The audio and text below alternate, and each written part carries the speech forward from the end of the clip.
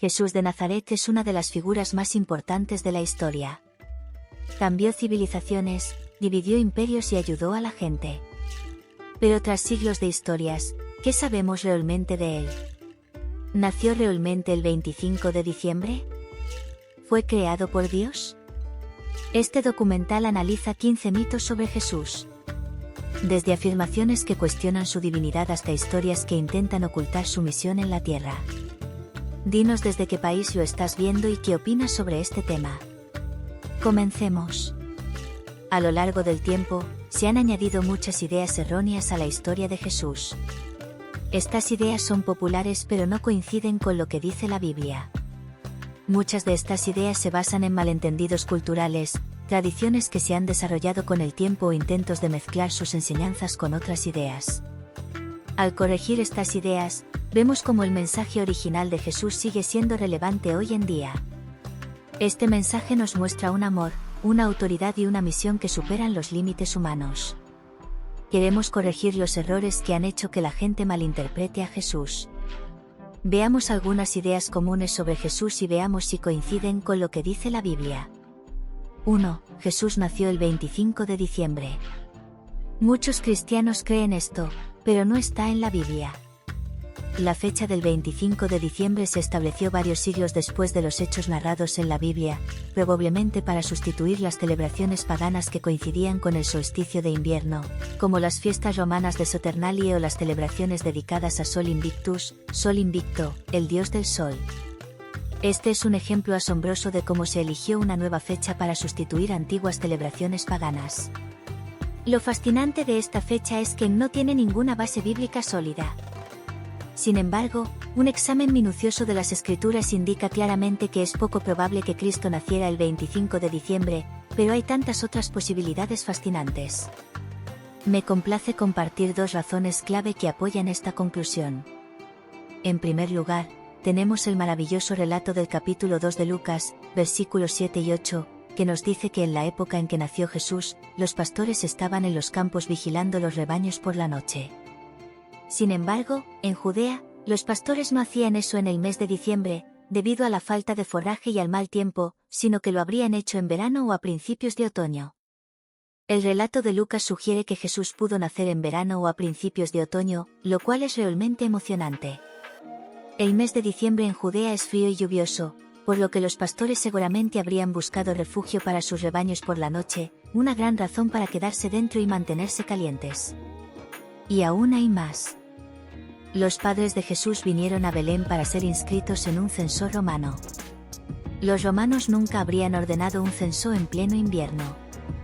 Después de todo, las temperaturas a menudo caían por debajo del punto de congelación, y los caminos estaban en malas condiciones para viajar. Si Jesús no nació el 25 de diciembre, nos queda una pregunta apasionante: ¿cuándo nació? La Biblia sugiere que probablemente fue en otoño, lo cual es una gran noticia para los que vivimos en el hemisferio norte, porque es cuando sabemos que Jesús fue concebido y nació. Lo sorprendente es que si sabemos cuándo nació Juan, podemos determinar la época aproximada del año en que nació Jesús. Esto se debe a que Isabel, la madre de Juan, estaba en su 6º mes de embarazo cuando Jesús fue concebido.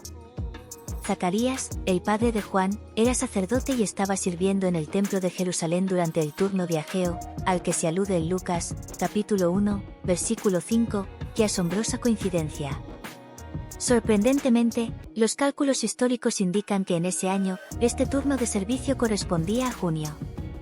Durante este periodo de servicio en el templo, Zacarías recibió la increíble noticia de que él y su esposa Isabel pronto darían la bienvenida a un hijo a sus vidas. Una vez terminado su servicio, corrió a casa y, ¿adivinen qué? Isabel estaba embarazada. Si suponemos que Juan fue concebido a finales de junio, podemos sumar 9 meses y llegar a la fecha más probable de su nacimiento, finales de marzo. Y ahí lo tenemos. Si añadimos otros 6 meses a la diferencia de edad entre Juan y Jesús, llegamos a finales de septiembre como fecha probable del nacimiento de Jesús.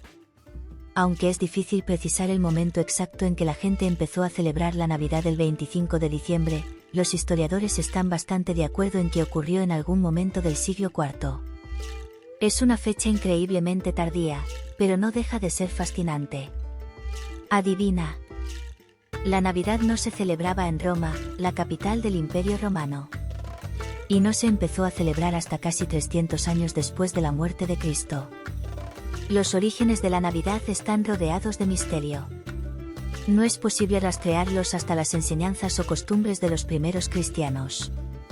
Y ahora, algo realmente especial. Número 2. Jesús es el Padre. Jesús es el Padre. ¿No es increíble? Algunas personas creen que Jesús y el Padre son la misma persona. Esta interpretación va en contra de la enseñanza central de la Trinidad y es una forma de herejía conocida como modalismo. El modalismo sostiene que Dios se manifiesta en diferentes modos o formas a lo largo de la historia, como Padre, Hijo y Espíritu Santo. Este punto de vista es realmente interesante porque niega la distinción entre el Padre, el Hijo y el Espíritu Santo, lo cual es incompatible con la enseñanza bíblica sobre la naturaleza de Dios.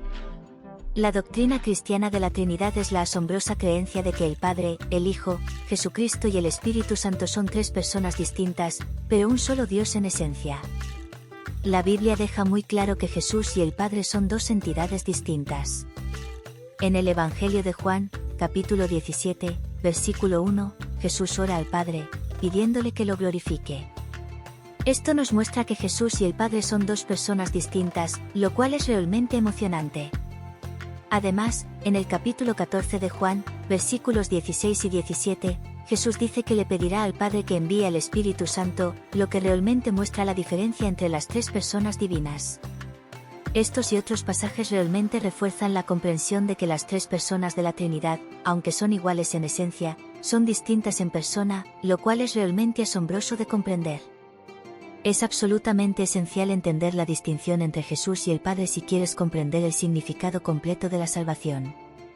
Si Jesús fuera el Padre, el sacrificio en la cruz perdería su profundo significado, porque no habría una verdadera mediación entre Dios y la humanidad, pero afortunadamente no es así. La doctrina de la Trinidad es absolutamente esencial para que comprendamos la verdadera naturaleza de Dios y la increíble obra redentora de Cristo. También nos ayuda a rechazar interpretaciones engañosas como el modalismo, que distorsionan la relación entre el Padre, el Hijo y el Espíritu Santo. Algunas personas piensan que, con la venida de Jesús, la ley del Antiguo Testamento quedó abolida o dejó de tener relevancia. Esta idea surge de una interpretación errónea de la misión de Jesús, que sugiere que él vino a deshacer las leyes dadas a Israel en la antigüedad.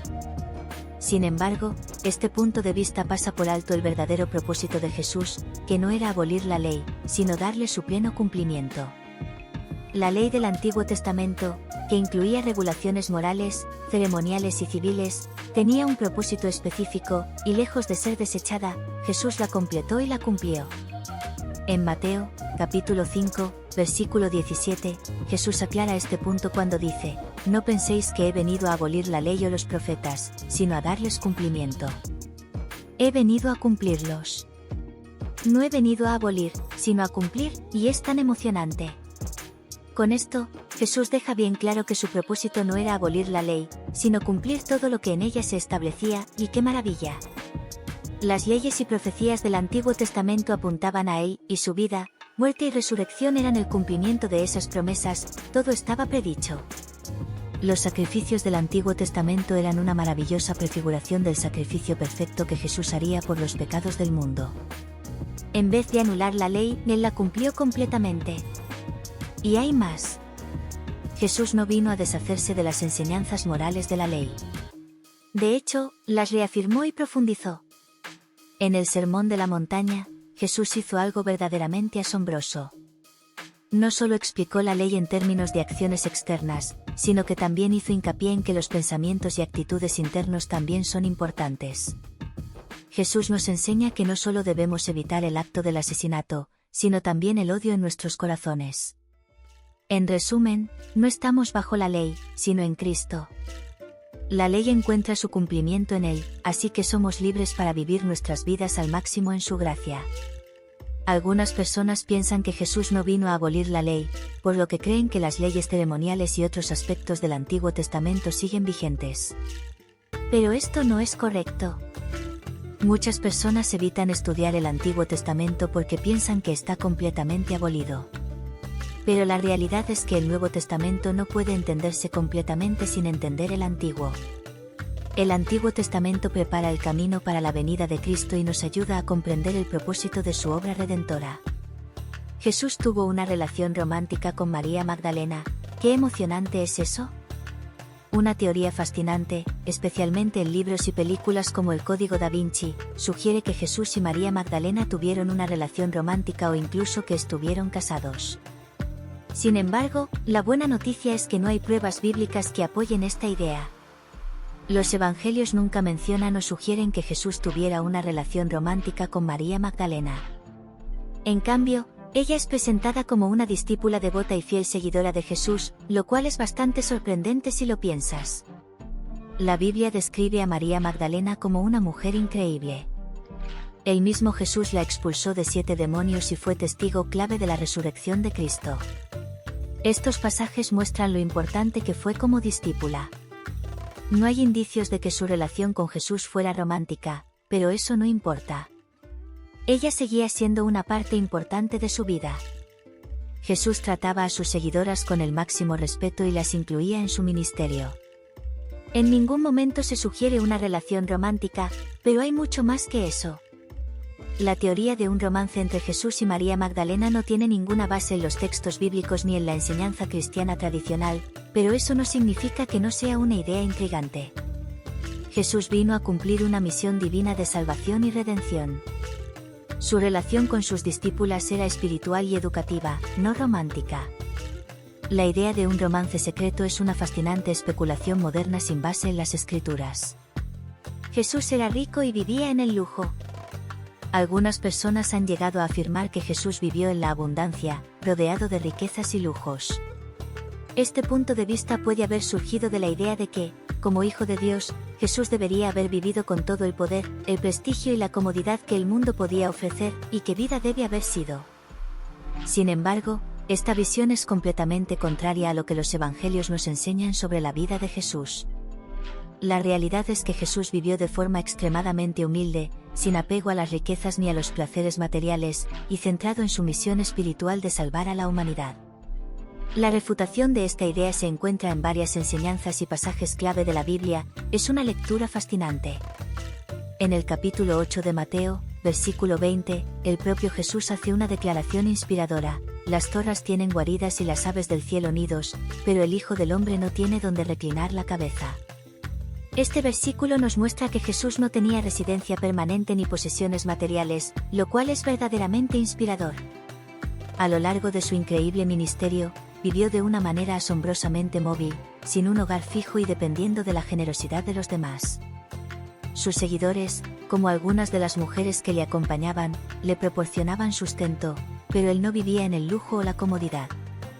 Por el contrario, abrazó una vida de pobreza y humildad. Es más, las enseñanzas de Jesús sobre la riqueza nos muestran que creía en el poder del desprendimiento material. Jesús habló muchas veces de la increíble oportunidad de renunciar a la riqueza para seguirle y vivir una vida de servicio y sacrificio. Así que dejemos a un lado la idea de un Jesús rico y opulento. En realidad era un hombre sencillo, humilde y sacrificado. Y ahora, algo realmente especial. Número 6. Jesús fue un profeta, y uno realmente increíble. Algunas personas sostienen que Jesús fue simplemente un profeta increíble, una figura histórica que vino a enseñar y guiar a la gente. Y fue tan increíble como otros profetas del Antiguo Testamento, como Moisés e Isaías. Este punto de vista ve a Jesús como un hombre sabio que hablaba en nombre de Dios y ofrecía enseñanzas morales. No afirma que tuviera una identidad divina o un papel único en la redención humana, pero sí lo ve como un gran profeta. Sin embargo, esta interpretación de Jesús es incompleta y no refleja lo que él mismo afirmaba sobre su identidad, lo cual es una lástima. Jesús se veía a sí mismo como mucho más que un profeta. Se presentaba a sí mismo como el Hijo de Dios, con una relación única y especial con el Padre y un camino único para la salvación de la humanidad. Su misión no era solo transmitir un mensaje divino, sino cumplir un plan de redención que solo él podía llevar a cabo. En el capítulo 14 de Juan, versículo 6, Jesús declara: Yo soy el camino, la verdad y la vida. Yo soy el camino, la verdad y la vida. Nadie viene al Padre si no es a través de mí. Esto es mucho más que señalar el camino. Jesús se presenta como la fuente última de la verdad y la salvación, algo que va mucho más allá de cualquier profecía. Jesús hace algo más que hablar en nombre de Dios. Él es el camino al Padre, la verdad absoluta y la fuente de la vida eterna. Esta afirmación de exclusividad demuestra que Jesús no se consideraba un profeta más, era el centro de la revelación de Dios. Y aún hay más. En el capítulo 10 de Juan, versículo 30, Jesús dice: Yo y el Padre somos uno. Este tipo de declaración revela la identidad única de Jesús, que ningún profeta habría dicho, es realmente increíble. Jesús era mucho más que un simple mensajero de Dios. Se identificó a sí mismo como uno con Dios, lo cual es una declaración radical y fundamental de su naturaleza divina. Si Jesús fuera solo un profeta, estas palabras serían blasfemas. Pero para él, como Hijo de Dios, reflejan la verdad de su íntima relación con el Padre. ¡Qué increíble! Jesús no solo vino a dar un mensaje, sino a revelarse como la encarnación de Dios Hijo. Desempeñó un papel central en el plan de salvación de Dios para la humanidad. Y ahora, algo realmente especial. Número 7. Jesús era un líder político. Algunas personas ven a Jesús como un líder político revolucionario, y creen que tenía una misión increíble: liberar a los judíos del dominio romano y establecer un reino terrenal. Sin embargo, esta idea es un tanto errónea, ya que no capta la verdadera naturaleza de su propósito. Aunque muchos esperaban que el Mesías trajera la liberación política, Jesús nunca se presentó como un líder que viniera a cambiar el orden político. Por el contrario, se reveló como un líder con una misión mucho más profunda y espiritual.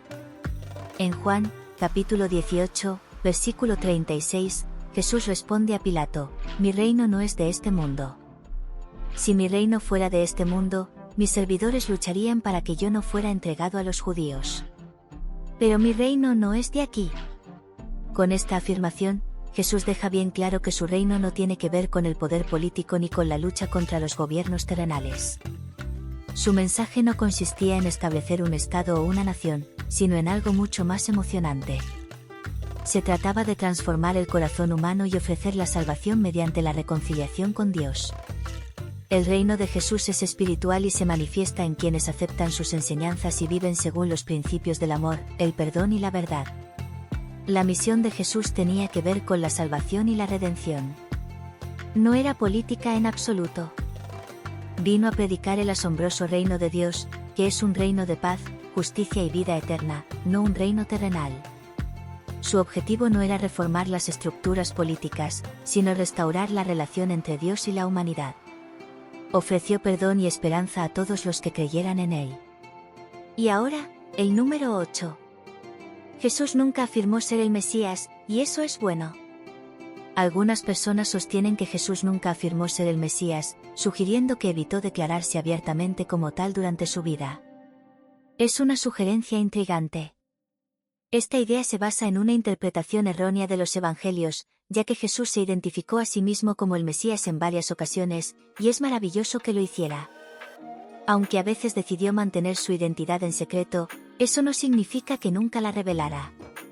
De hecho, en el capítulo 4 de Juan, versículos 25 y 26, durante su conversación con la mujer samaritana, ella proclama con alegría que está esperando al Mesías, y Jesús responde con entusiasmo: Yo soy el que te habla.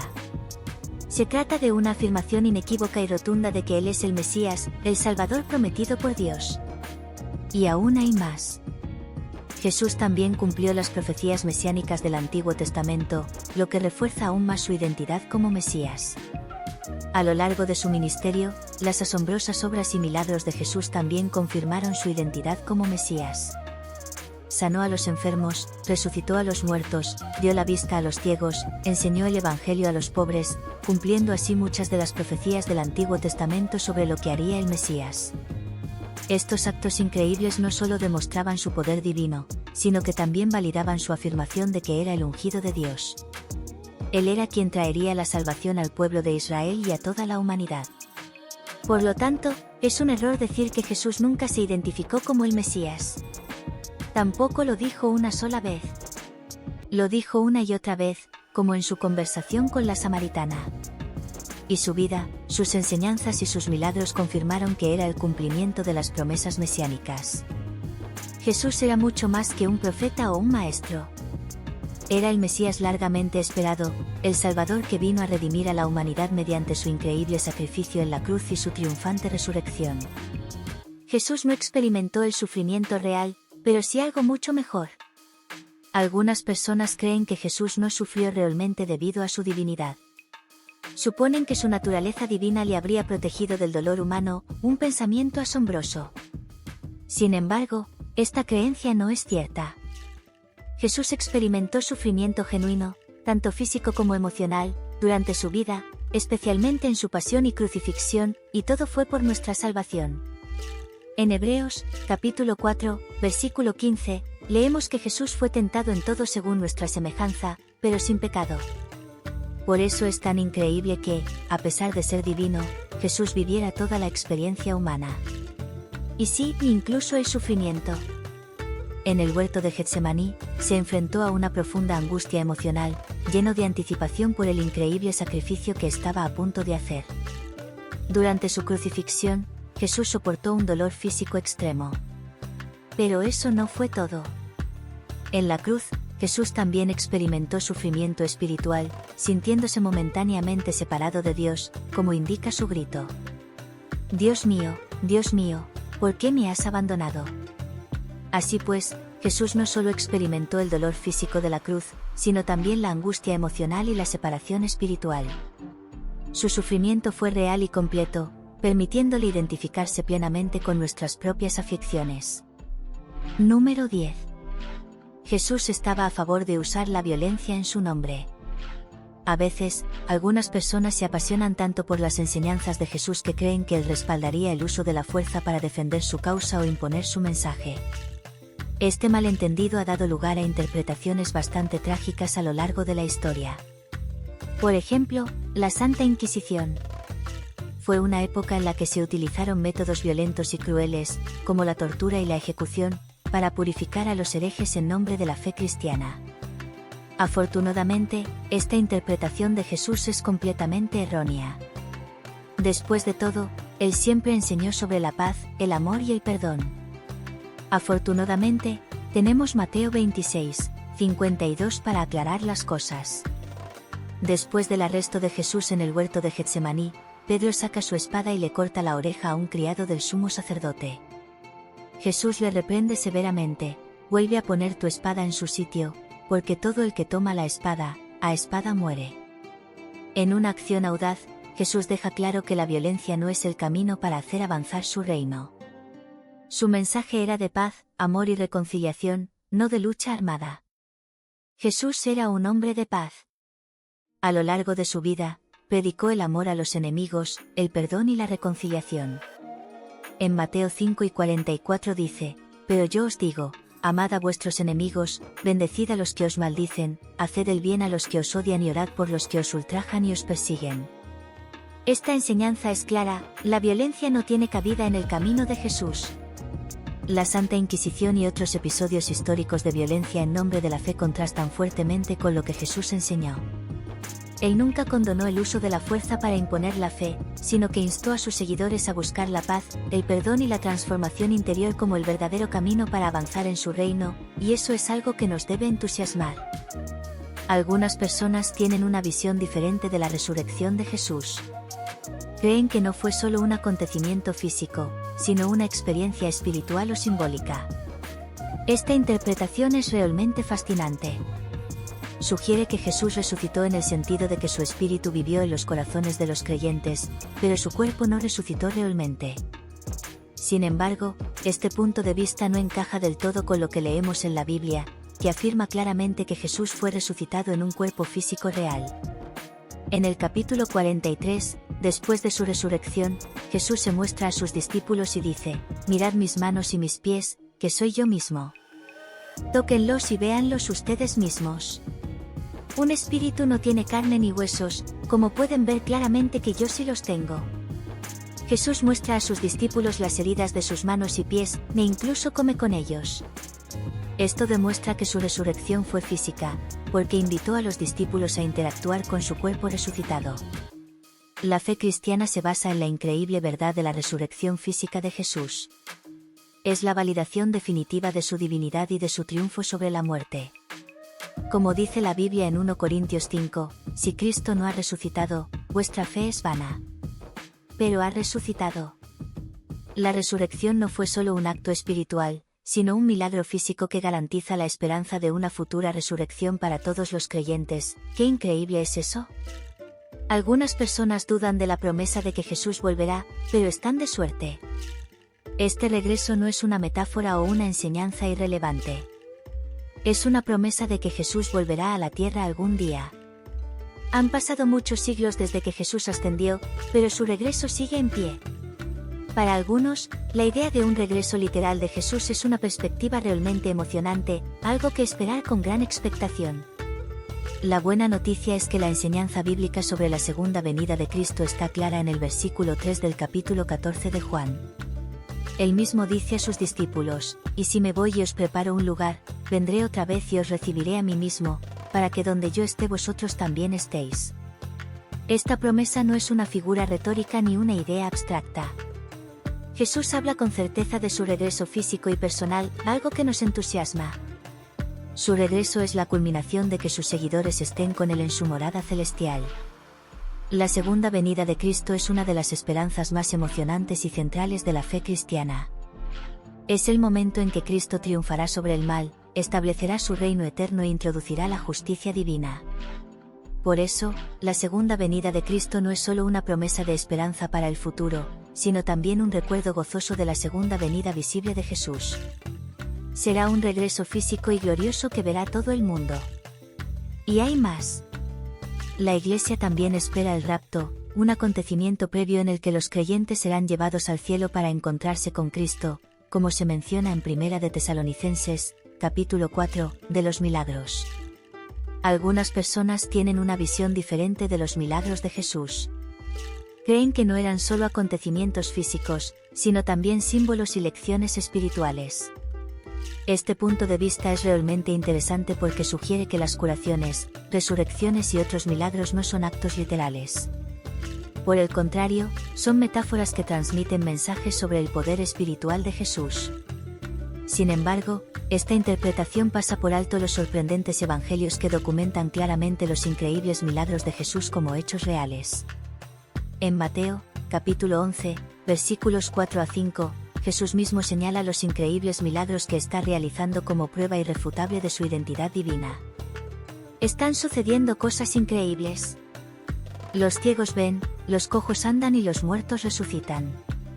Esto demuestra que los milagros eran signos concretos y asombrosos de Dios que Jesús realizaba de forma tangible, como la curación del leproso o la resurrección de la hija de Jairo. Estos acontecimientos no son meras ilustraciones, son intervenciones divinas que transformaron la realidad física y espiritual de las personas. Cada milagro nos muestra el increíble poder de Jesús para cambiar el curso natural de la vida. El castigo eterno es algo que la Iglesia añadió más tarde. Pero las enseñanzas de Jesús en los Evangelios nos muestran algo diferente. En Mateo, capítulo 10, versículo 28, por ejemplo, Jesús dice, «No temáis a los que matan el cuerpo, pero no pueden matar el alma. Más bien, temed a aquel que es capaz de destruir tanto el alma como el cuerpo en el infierno». Aquí, Jesús no solo menciona el infierno, sino que lo describe como un lugar de castigo eterno, subrayando la importancia de temer a Dios, que tiene el poder de juzgar las almas.